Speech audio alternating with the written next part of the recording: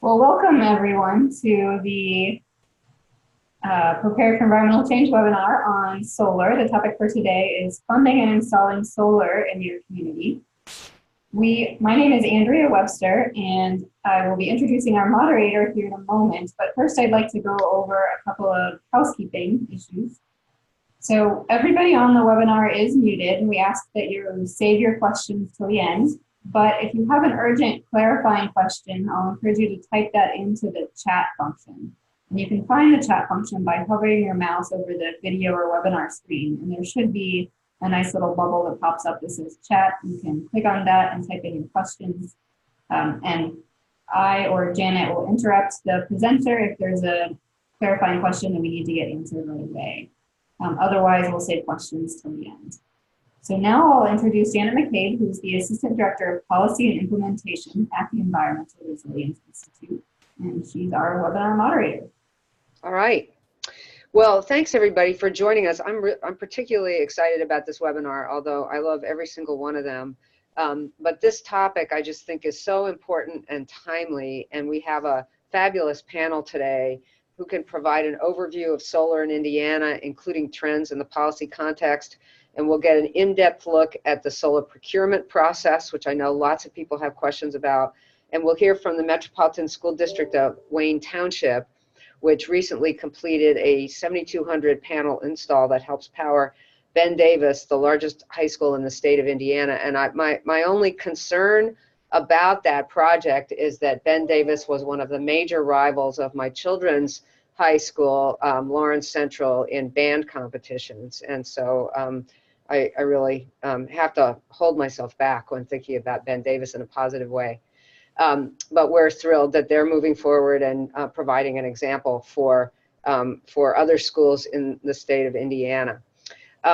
One more thing, I just wanted to make sure that people understood that that wind and solar energy are becoming more and more cost effective and more competitive with traditional forms, fossil-based forms of energy, and that's demonstrated and supported by reports from the U.S. Energy Information Agency that in its 2019 report predicted that installs starting in 2023, the levelized cost of energy, which is a term that I had to learn, but basically putting all sorts of types of energy sort of on an even playing field, wind and solar are more than competitive. That is, they're cheaper than conventional fossil-based generation. So it is the energy of the future, and we're on that cutting edge here, and so pleased to provide this information.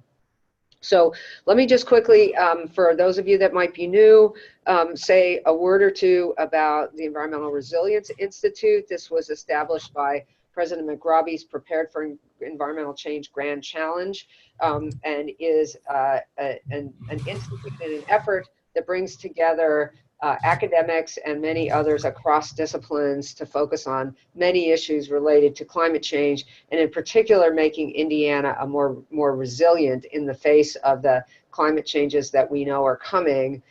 Those primarily being changes in our average temperatures. It's getting hotter, no question about that. And our precipitation and water quality and quantity in particular are changing, as we've been seeing with increased floods in the winter and spring. A recent article in the Indianapolis Star talked about how something on the order of 22% of the corn crop had been planted as of early June, which is really not a good situation at all for Indiana agriculture. So we have a number of resources, particularly designed for local governments, although I think they're helpful to everybody broadly.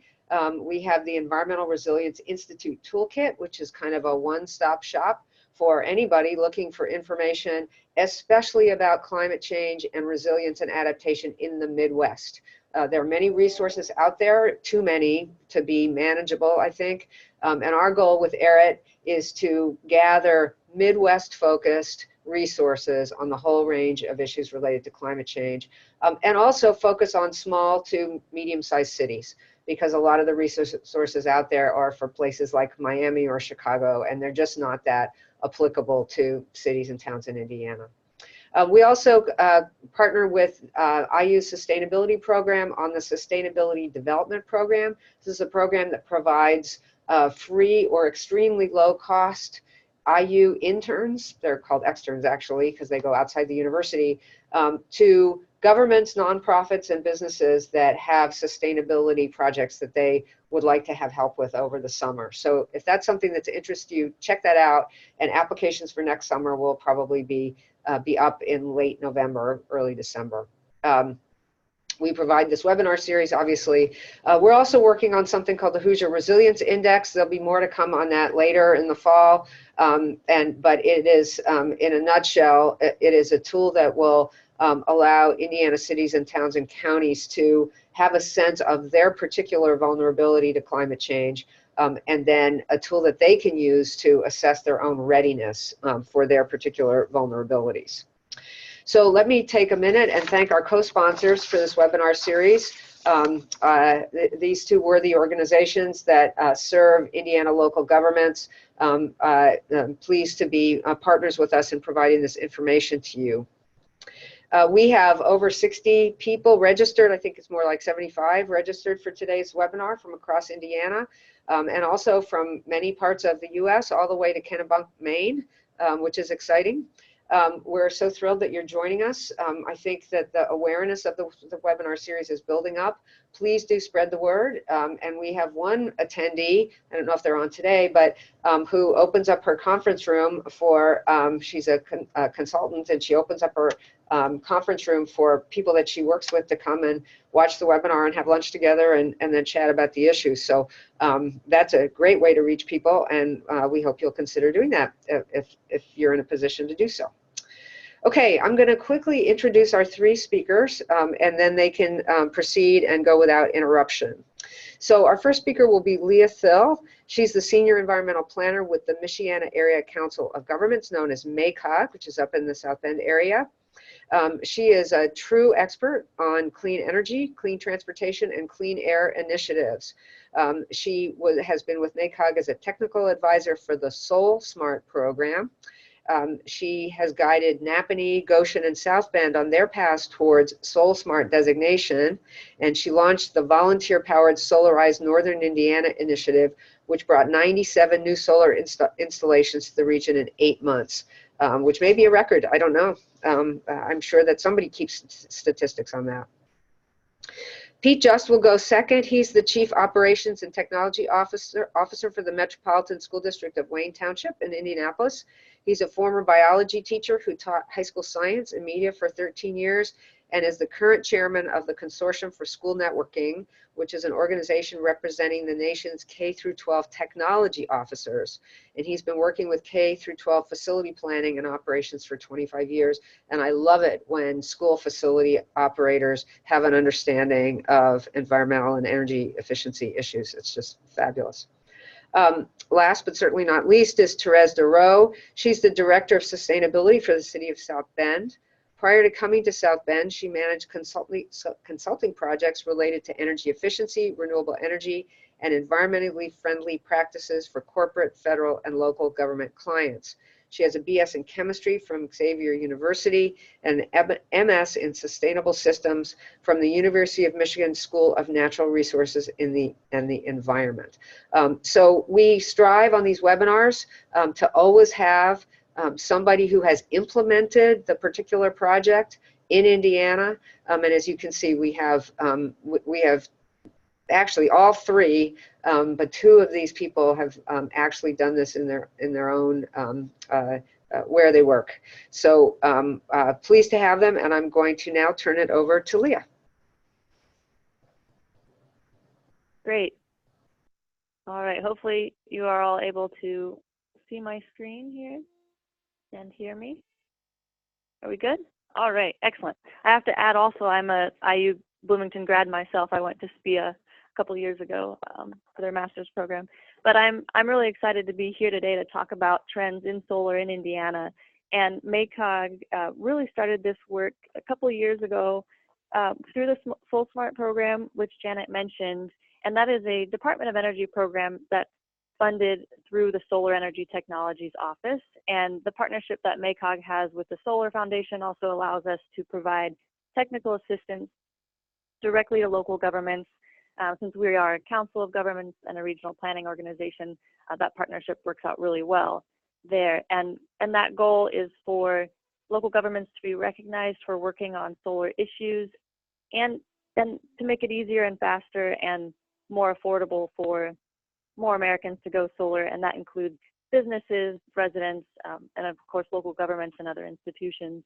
And we hope that in Northern Indiana, we are earning a name for ourselves for being open for solar business, despite a reputation as being a little bit cloudy here by the lake. But then we also, again, focus on providing technical assistance and really helping continue to bring down some of the costs of solar, which don't involve the panels, but more the soft costs of permitting or zoning and just customer acquisition and some other issues where solar is not very common. There tend to be a lot of misconceptions around the issue.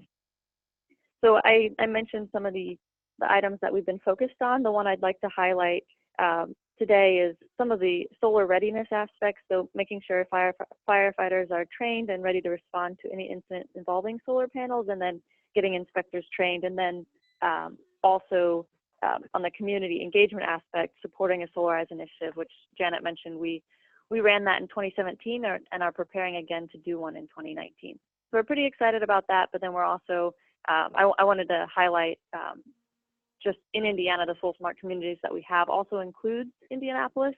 And this year we're also working with Marshall County, Elkhart County, St. Joseph County, and the city of Plymouth as they work towards their designation yet.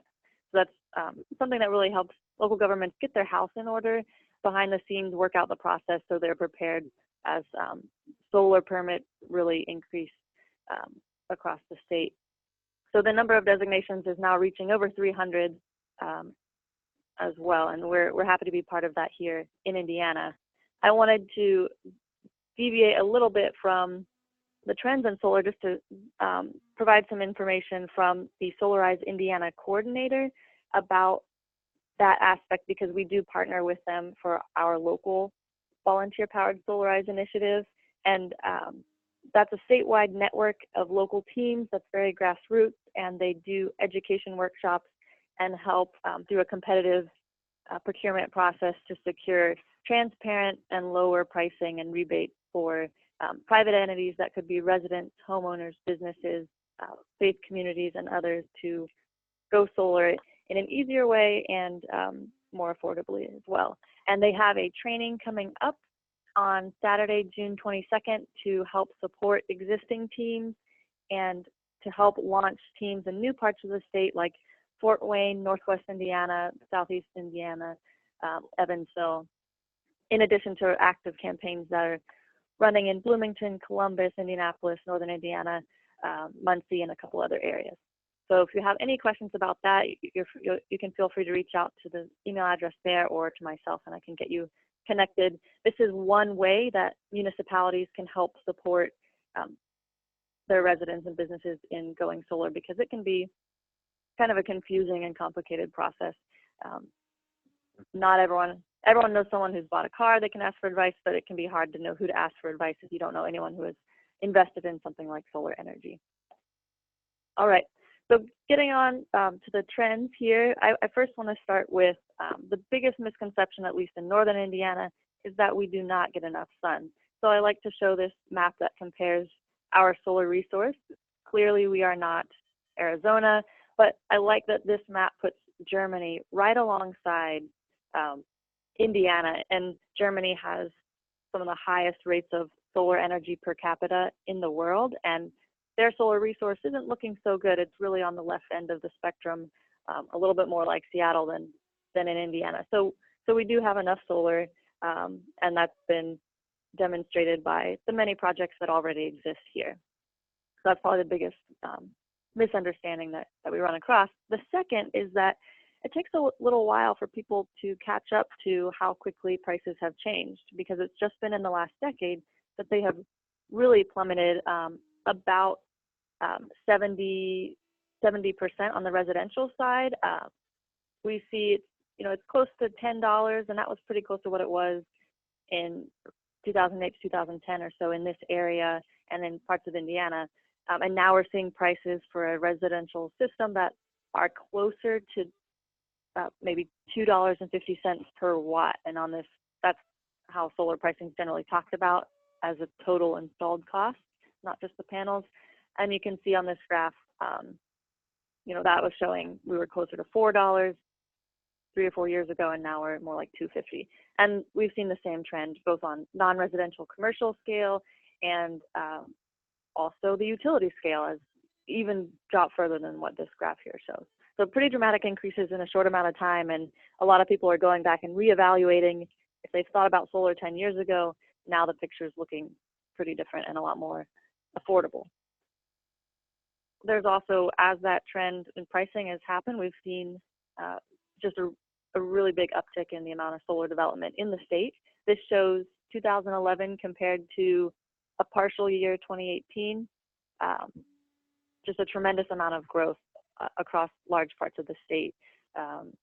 And I think that you may not, if you live in a community where you see solar a lot, you may be aware of this, but a lot of times it's hiding on the top of roofs, and it's not always apparent that there's this level of development occurring pretty rapidly across the state. And then I wanted to also highlight the number of faith communities that have been adopting solar. There are about 50 or more at last count that the Hoosier Interfaith Power and Light has put this map together on the right of those congregations. And they really have served as the foundation for a lot of the Solarize initiative because they are experienced with the technology and happy to help their community members go solar. So in Northern Indiana, most of our members of our volunteer Solarize initiative in the past have been faith communities. And then I want to give a shout out to Siren, the Solar Indiana Renewable Energy Network, for being a good partner in providing the map platform that installers and others contribute to make this visualization possible.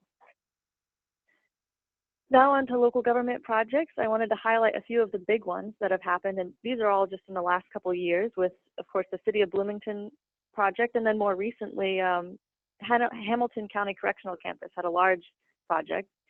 North Vernon, their population, I believe, is just shy of 7,000, but they were one of the first and still may be the only city in Indiana that is totally covering their electric utility bill on the municipal side with solar energy. And so it took some creativity to make that happen. And then I included the Goshen Wastewater Treatment Plant project because that's a little different model where they were leasing the land, and we'll have an option to buy that project. So it's a lower risk if a community is not as familiar with the technology, but it is only possible in places where the utilities have a program. I also wanted to touch on the school projects to give you a context for what Pete will be talking about later. This is where I think there's been the most impressive level of development. This has all happened within the last 2 years. And you see 24 school corporations listed here. There could be more, but these are the ones I've been keeping track of. And each megawatt that's represented covers about the same amount of electricity that 100 Hoosier households on average would use. So the Wawasee project would be 300 to 400 Hoosier households worth of electricity that those projects are generating. So I think that's a pretty impressive level of development. A decade ago, you may have just seen 10 panels in just a little pilot project here and there that schools were experimenting with for educational purposes. But now they are really using solar to drive down utility costs and keep those stable.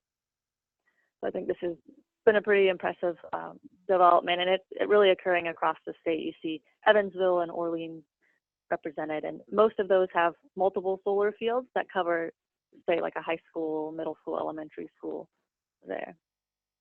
Then, of course, universities have been developing larger solar projects. I just threw up 3 that I'm familiar with. The largest I know of is Ancilla College, or the Center at Donaldson, which is about 0.5 megawatt that's currently under construction. So that gives you the lay of the land on the customer-owned side. Utilities are definitely investing in solar as well and have different programs that I will talk a bit about later on. So I just wanted to set the stage for some of the reasons that municipalities are getting involved in solar energy. And when people talk about saving money through solar, it's also, I think, hedging against future rate increases. So saving money in the budget today, but also keeping that stable over the decades to come, as solar panels are usually warranted 25 years and then will continue producing power for many more. And we have a pretty good idea that electricity prices will at least stay the same or most likely increase. And then there are a variety of other goals that are important to municipalities and school corporations and other institutions.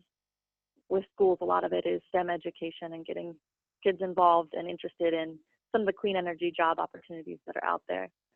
But there's a variety of ways that local governments get involved in solar projects, and I won't go into all this here because I'm going to outline some of the key items to think about and conversations to have if you're considering, as a municipality or other institution, going solar.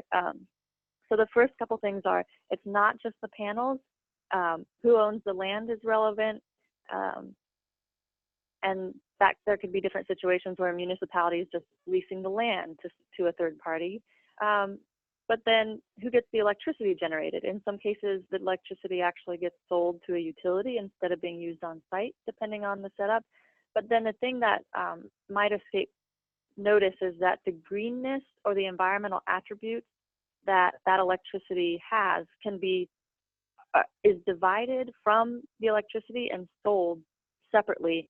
Just show a picture here that there are separate markets for the environmental attributes, which means if you're a company, you can buy those attributes and then claim that your chocolate bars were made with solar energy.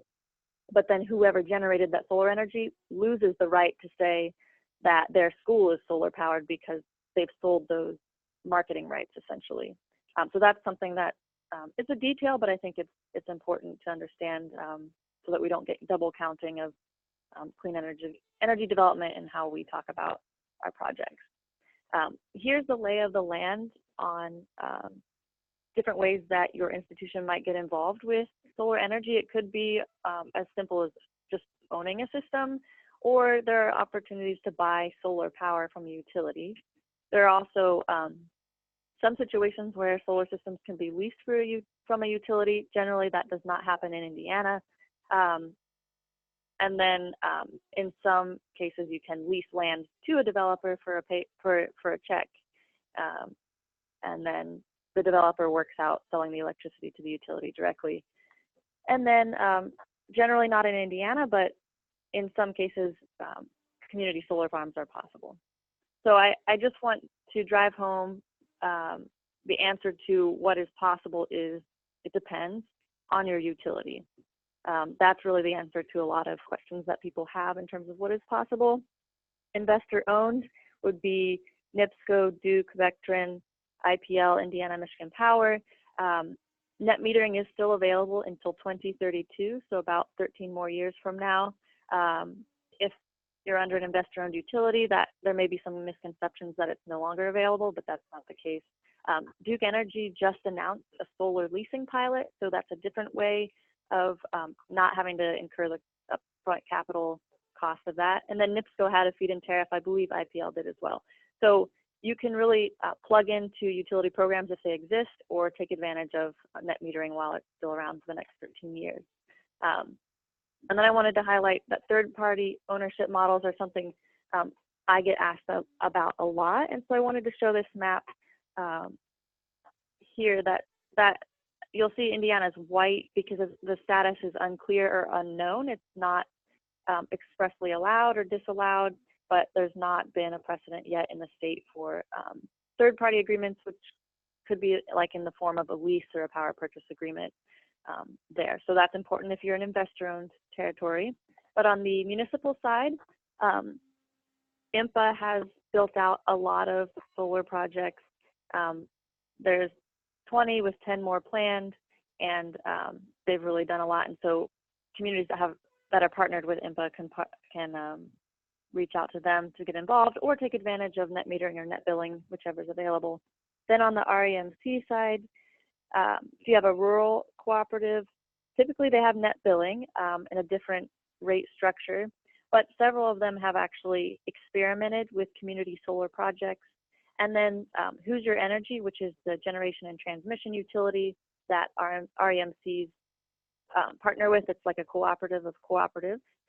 They've done 10 solar parks as a project, and they're planning a pretty large investment as well. So if you fall into those categories, they may be good partners to reach out to see how solar energy fits into your community. So to summarize how municipalities can take advantage of solar, keep in mind that you don't get any federal tax benefits if you don't pay taxes, so no 30% federal tax credit. And then there aren't currently any state incentives that I'm aware of. And then keep in mind, third-party ownership issues are unclarified, and so if you have an investor-owned utility service territory, that's something to keep in mind. And then as a municipality, there isn't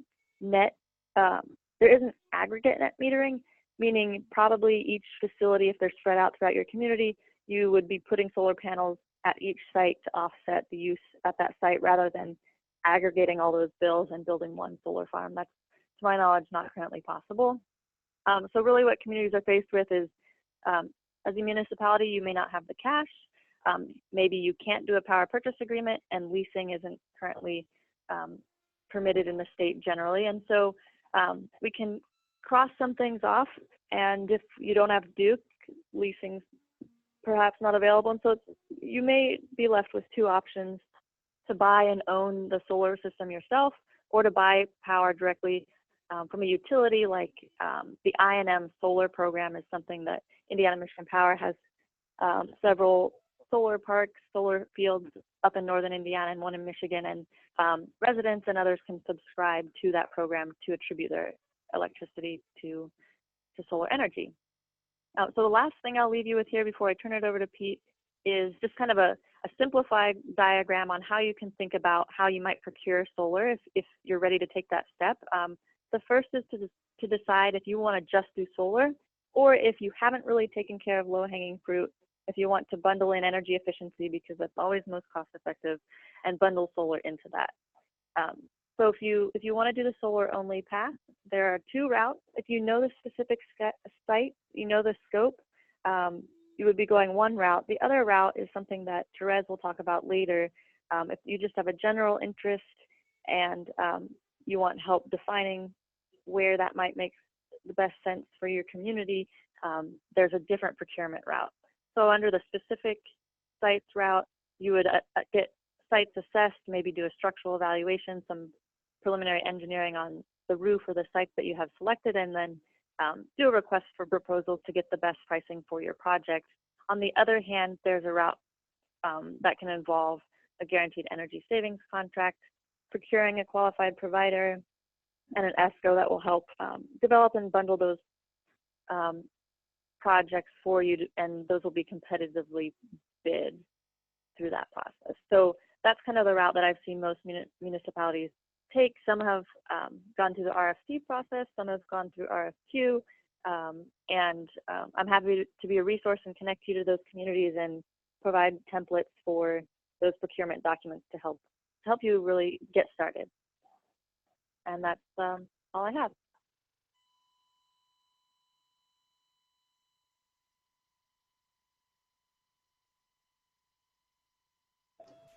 Am I still sharing my screen? Nope, you're good. We'll turn it over to Pete to share his screen and start his presentation. Great, thank you, everyone. Everyone see my screen all right?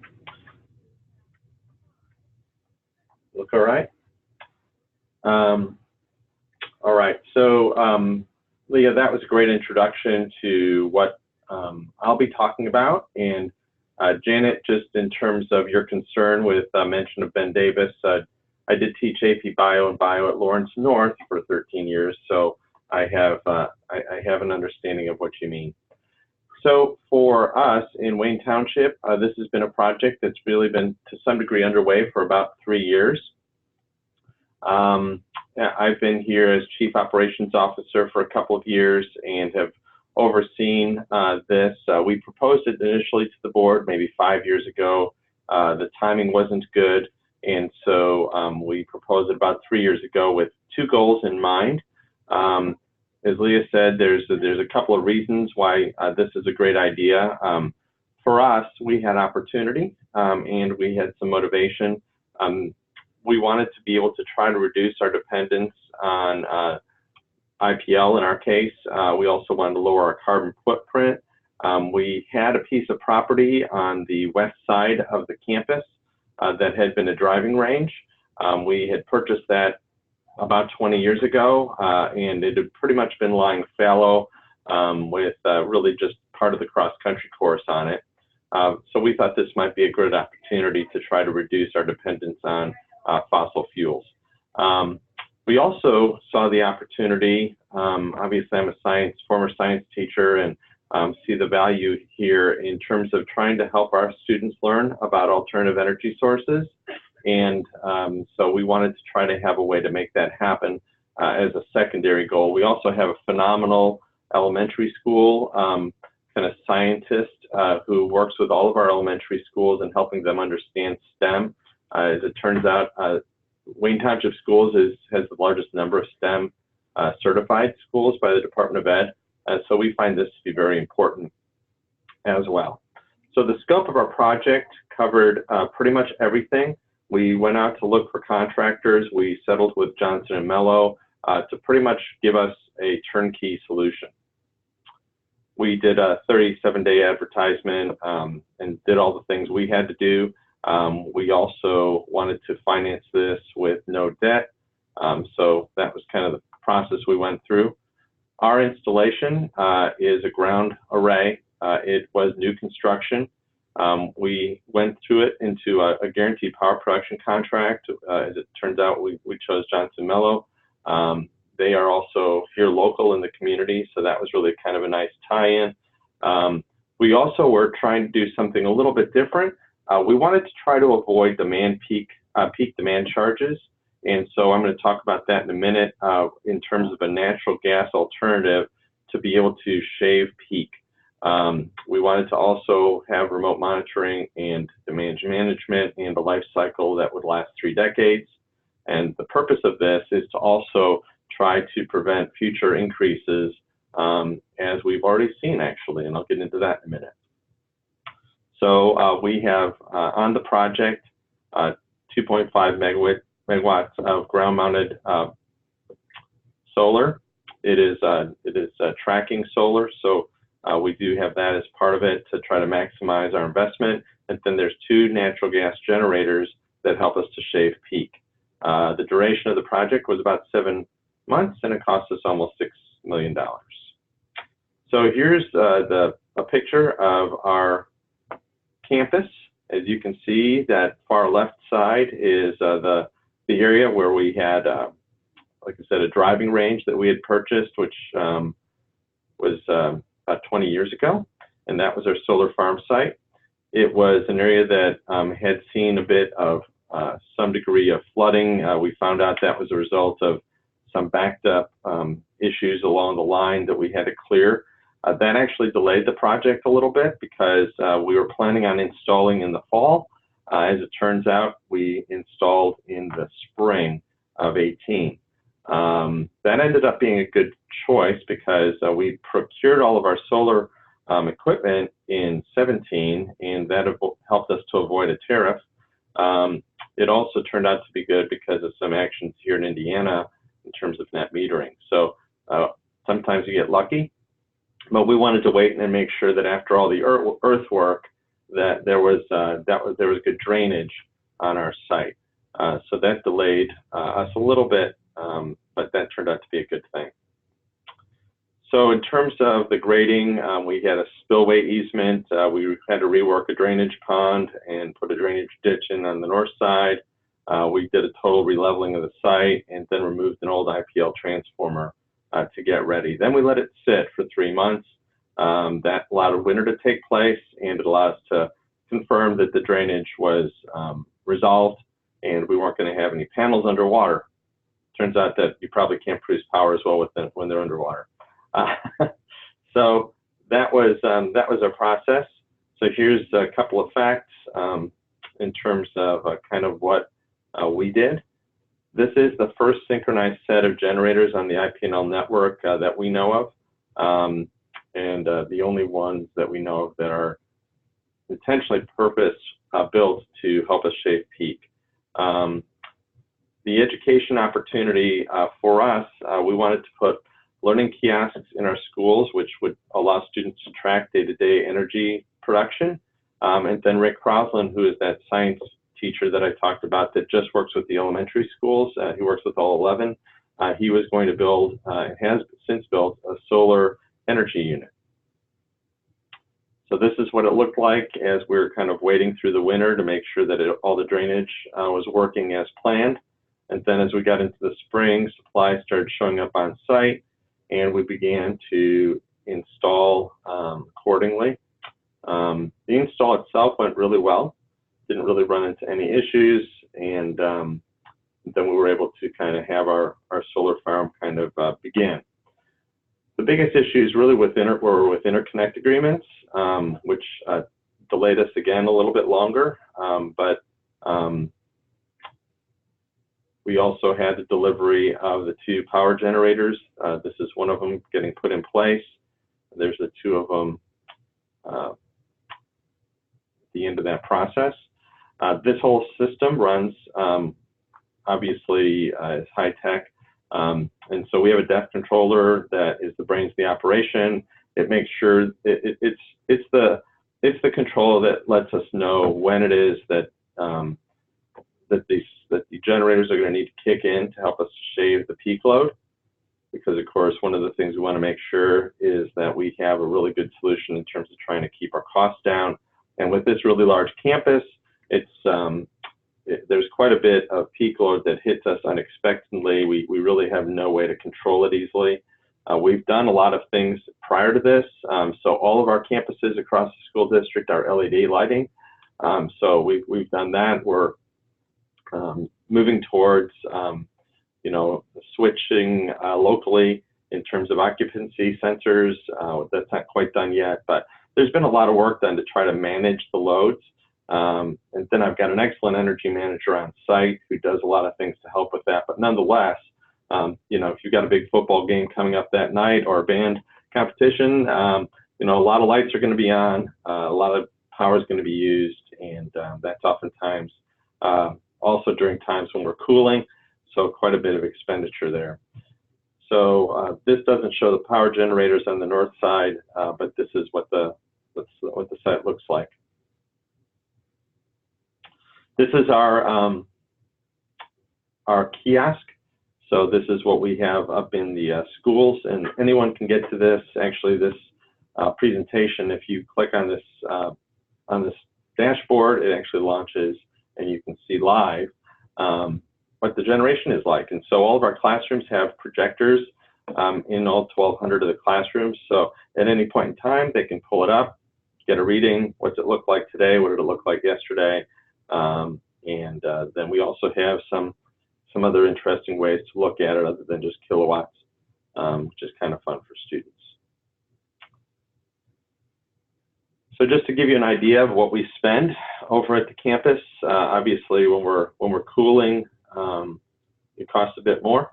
And so we're going to be pushing down those costs, and we anticipate that we're going to have a recoup of our investment within a decade and a half, with the following decade and a half of our investment really kind of paying major dividends. Let's give you a little bit of an idea of kind of how that works out in dollars over 20 years. And as it turns out, just as was mentioned, we've had a utility increase come our way. So we know that with that utility increase, obviously that would create cost increases for us, which we're now able to somewhat avoid. So as we look at this in a simulation that we did of the demand charge of $23.23 per kilowatt hour, results in about $150,000 annually in additional costs that we'll be able to defray most of. We've gotten a lot of good publicity on this locally. A couple of news stories have taken place. So that's been really nice in terms of community buy-in and kind of excitement over it. It's right off 10th Street, so it's pretty easy to see as you're driving by. That is a major thoroughfare for people coming from the west into downtown. So right now we're following the fiscal plan that we hoped we would, and we're working on some fail-safes, like I said, in the operation to try to build in additional savings. We're also working on getting some credits, or at least looking at the possibility, and this is something we're in the middle of right now. We're waiting on Public Utility Company of Ohio PUCO approval, so we'll see how that moves along. The educational component has been really great. That's the URL for that kiosk site that I mentioned. That is up in the classroom or in the hallways of our schools. There's a couple of components to it that kind of are educational. It's not just the screen that shows production. It also is showing kind of how the system works, what the components are. There's another screen that kind of gives a purpose statement on the why. So pretty good. And then this is a website we have that is got a nice little video overview of what the solar farm looks like and where it's located. This is Rick with one of our solar panels. We got 2 solar panels donated, and Rick was able to build something that he could take into classrooms. And that helps students understand kind of the process of how we're generating electricity, helps them to solve some dilemmas in terms of what concerns we might have as we go through different seasons and things like that. So that's been really a great experience for our students out in the schools. So that's a quick summary of what we've been doing here in Wayne, and hopefully that's a good example for you in terms of how it can work in a K-12 environment.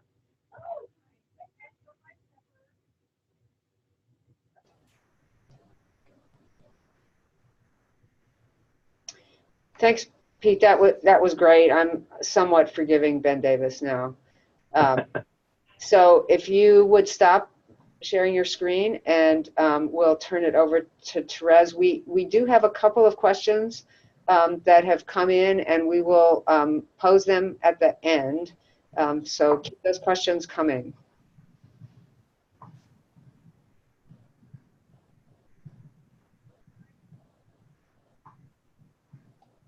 How's that look? Great. Great. Okay. So thank you for the introduction, Janet. I'm going to talk about an energy plus solar project that the city of South Bend used, completed in 2017 using a guaranteed energy savings contract procurement model for Indiana. So Leah hinted at some of the confusion over solar procurement and the many unallowable financing models. I get calls and questions all the time. Someone called me offering this. I saw this was available on Facebook, and I have to be the bearer of bad news that those folks did not do their homework and are selling you something that is not allowable in Indiana. And then we, of course, have the Public Works Procurement Policy, which is governed by Indiana state law. And for municipal governments, and I think schools and other units of government are kind of similar, but the dilemma between design build and the design bid build. So we were finding that for solar projects and for energy projects, having somebody engineer it and then going to bid for it was not getting doesn't always get you the best project results.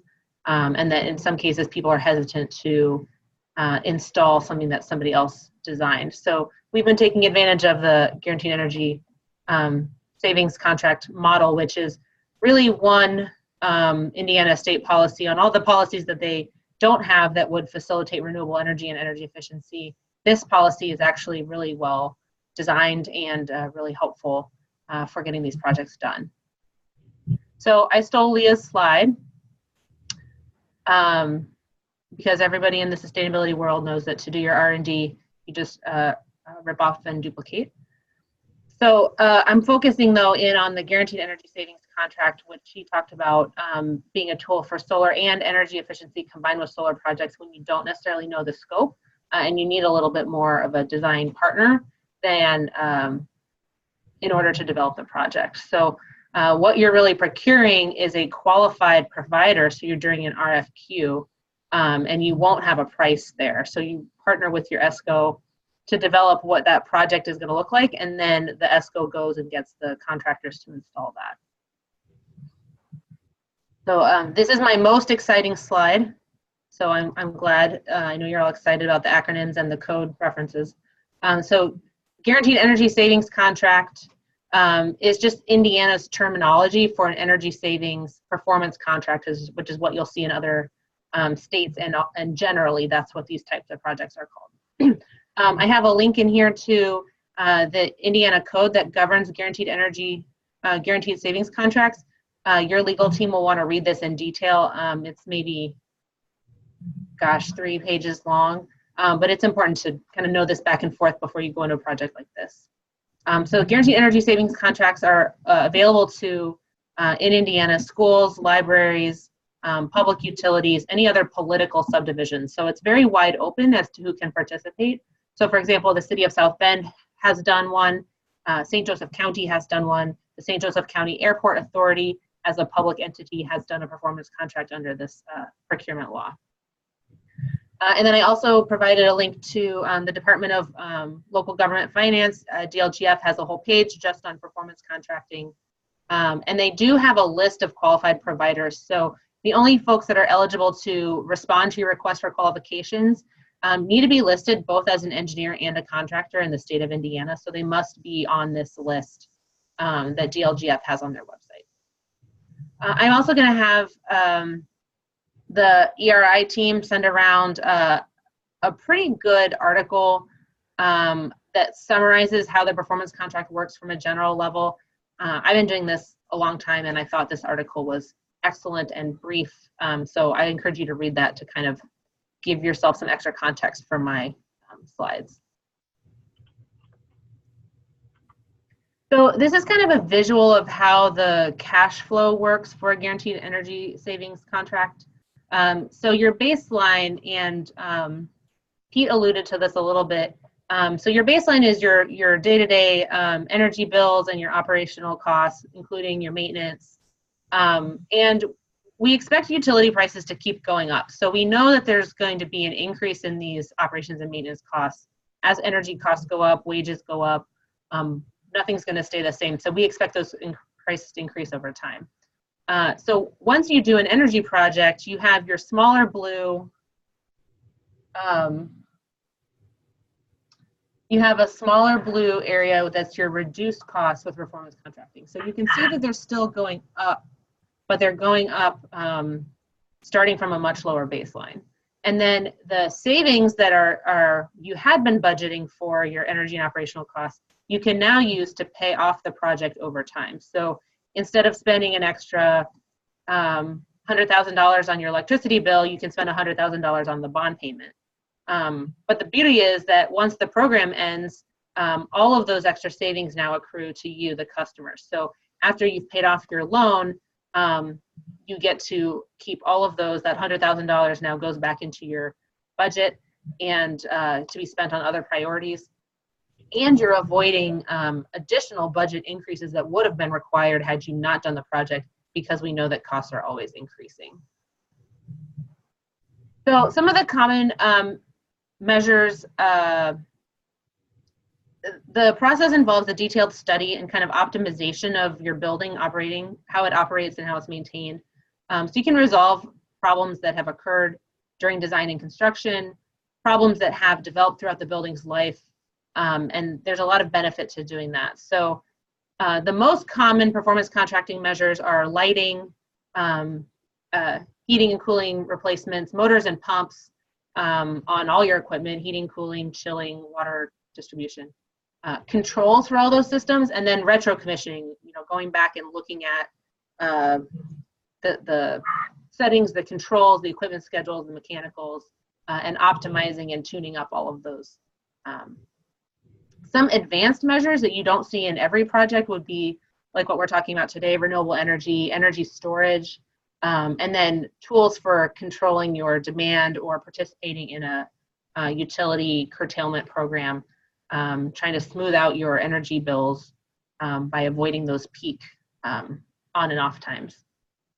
There's a lot of cheap measures that having a whole building analysis allows you to take advantage of. That includes looking at your utility bills to make sure you're on the right rates and seeing if there's ways that you can save money just with a phone call.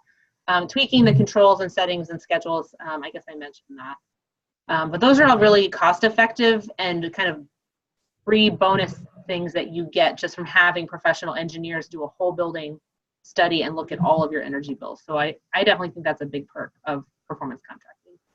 And then you can use the Indiana state procurement law. If you're doing a performance contracting process, you can purchase a lot of things, including replacing vehicles with alternative fuel vehicles. So like if you wanted to upgrade to an electric gator for work around your site, or plug-in hybrid cars to replace your fleet vehicles. Computers, people have included all kinds of things in their procurement for performance contracting. So if you do a whole building project, you often see 20% savings of your energy and your maintenance costs. That's pretty standard, and the performance contractors usually are conservative with their estimates, so most projects will see more savings than are guaranteed. So for solar specifically, what I see is some of the benefits. So with a GESC, you have a fixed price contract, so you're not going to be exposed to the risk of change orders, and there's not going to be really any additions. You know what you're getting into, and the contractor takes on a lot of that risk. You get to spread out your project costs over time. Most of us don't have extensive capital budgets, and we really aren't allowed to have rainy day savings accounts to stash money in and save up for those big projects. With the performance contracting law, you're actually allowed to take care of any incidental non-energy components that are preventing or are needed to do the energy part of the project. So I think that you'd be able to, if you have some roof issues, you wanted to get your roof repaired or replaced, if you had electrical concerns, because those are directly related to installing the solar, you could include those as part of your project and then get the same benefits of financing it over time. It includes a thorough utility bill assessment and a walkthrough of your building, which I think is really valuable. Basically includes a roof assessment if you're doing rooftop solar, and can help find those little things like, we learned that we were paying sales tax on a couple of our utility accounts, and we were supposed to be tax exempt, so we got a 3-year credit for that sales tax. And then the contractor guarantees performance. So they are saying, we install this and you will see X energy savings for the length of the contract. So for 10 or more years, you know that it's going to work. You have somebody to call. And if they fall short of their guarantee, they cut you a check. Now, it doesn't happen very often, but it is nice to know that, that you're not absorbing that risk. So I'm going to talk a little bit more about the how, and then I'm going to go into a South Bend case study. So from a procurement standpoint, from actually going out and getting this contract in place, GESC is a really flexible procurement method, which is why people really like it. It's based on the priorities that you have and not necessarily the lowest price. So instead of having to take the lowest responsible bidder, you actually get to pick a partner that you trust and then create the projects together. And what we've found with our a couple times that we've done this is we're able to resolve a lot of headaches that facility managers have had for a long time, rooms that were never quite comfortable, lots of those priorities that were not, if you were just going for the lowest price, you wouldn't be able to take that systems approach. So it's really great for solving lots of problems and providing a long-term solution where all the different pieces of the solution are talking together. Determining the scope collaboratively. I mentioned the opportunity for non-energy work. That's kind of where those computers would fall in. Up to 15%. So and I'll give you some examples when we talk about our case study project.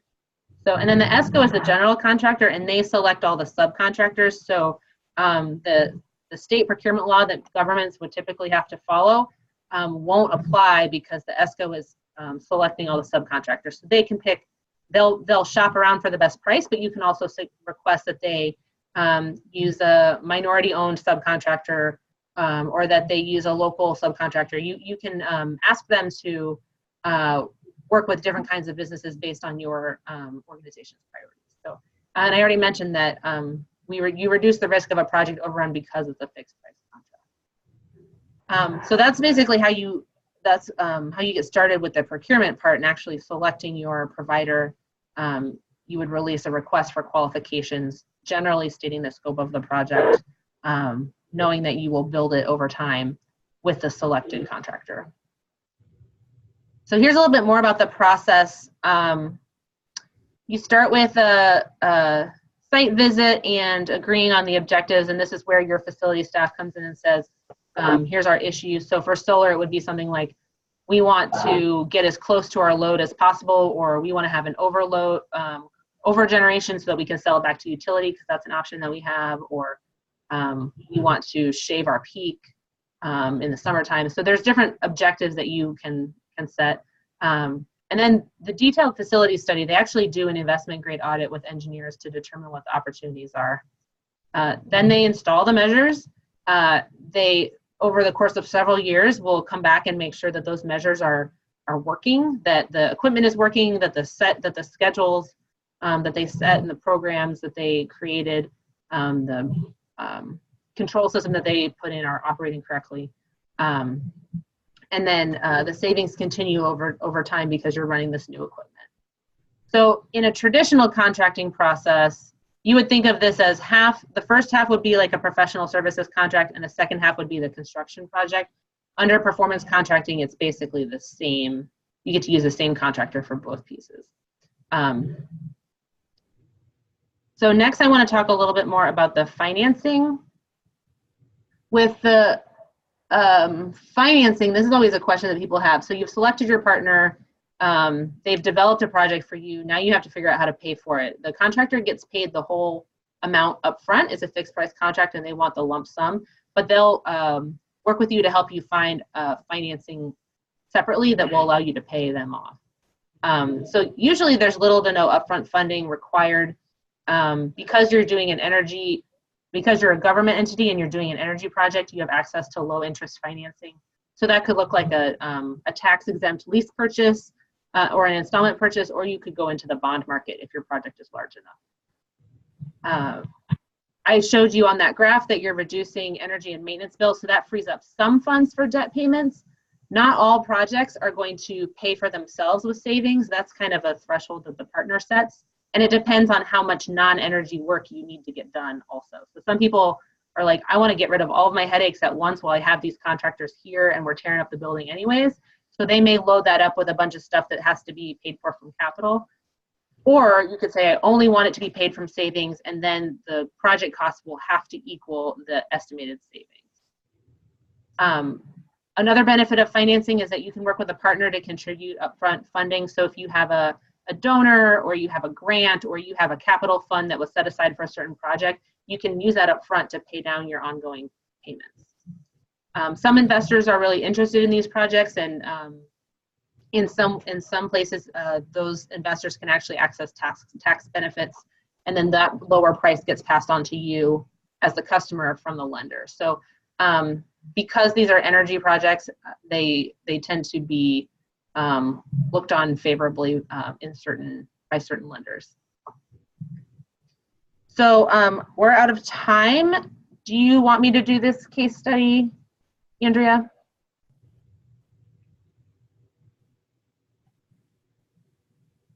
No, I think we're going to have to hold on to that maybe for another webinar, but thank you so much, Therese.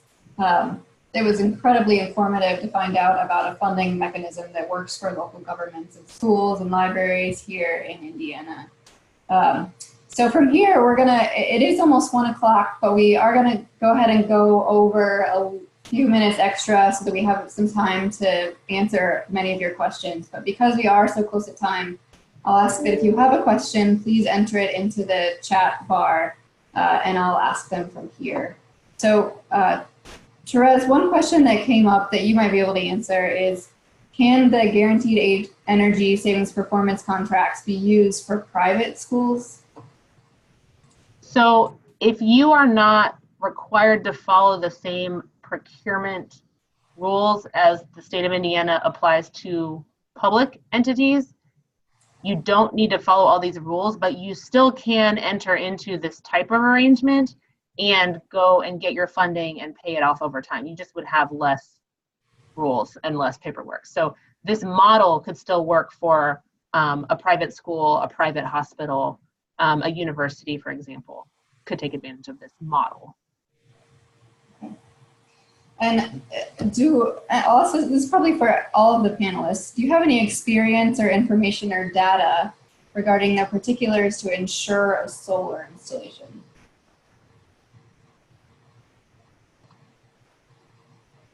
Is Mike's question about insure, like insurance?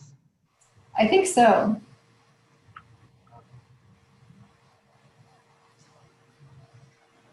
I don't. That would maybe be a Pete question. No, I don't have anything like that. Our business office might, but I do not. Okay. The question about insuring panels? Yes. Like liability insurance or the replacement cost? I know we have some, I just don't know any details. Yeah, I can cover that just like from the homeowner's perspective. Generally, that'll be covered under a homeowner's policy existing, and you know the coverages could be increased pretty easily, or some other business type insurance. And then utilities also actually require liability coverage anyway. It's $100,000 at least for investor-owned utilities like NIPSCO and I&M that require that as a policy. But if you're a homeowner, you probably already have, you know, maybe over that amount on liability insurance. So that I always tell people, just call your insurance company, and it's usually not a big deal or a make or break thing on the project. So they would be insured like other parts of your structure would be, it sounds like. Yeah. Right. Another question that came in was if anybody knows if recent China tariffs have impacted the cost of residential solar. I can take that one.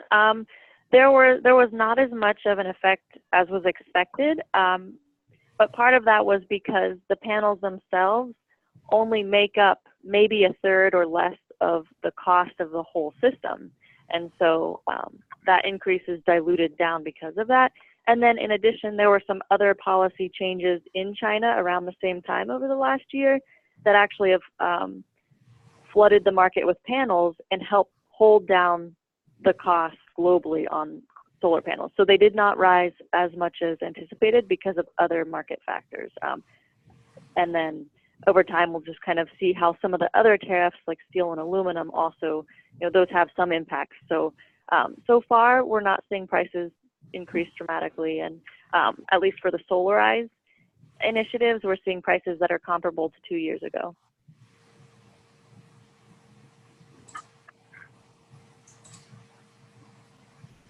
Great. Well, do we have any last questions?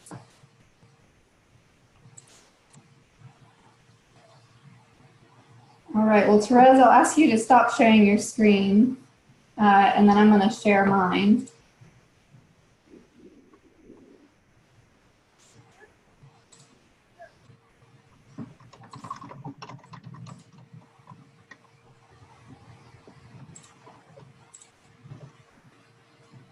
All right, so we do have some webinars coming up in next month. We'll be on electric vehicles, and in August we'll look at lessons from North Carolina. So we'll look at flood hazards from animal agriculture and coal facilities there.